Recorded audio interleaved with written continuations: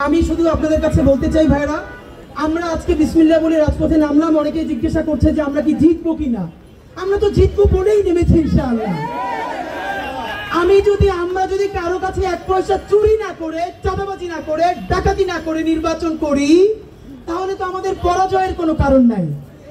অনেকে জিজ্ঞেস করে 500 ভোট পাবা, আমি কমেন্টে রিপ্লাই দেই এত ভোট পয়সা ছাড়া, তাই তো বিজয়।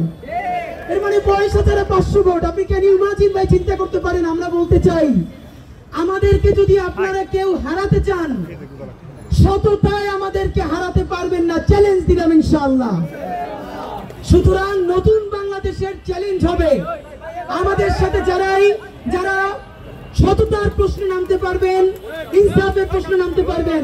আর একটা কথা বলি, ঢাকা 8-এর মতো গুরুত্বপূর্ণ আসরে আমরা হলাম বাচ্চা ছেলে, কিন্তু আমাদেরকে শুধু বাচ্চা করে মনে করে কেউ যদি মাসেল পাওয়ার দেখিয়ে জনগণের রায়কে বৃদ্ধাঙ্গুলি দেখিয়ে ভোট ডাকাতি করবার চেষ্টা করেন, হাসিনার থেকে বেশি শক্তিশালী আপনারা কেউ ছিলেন না।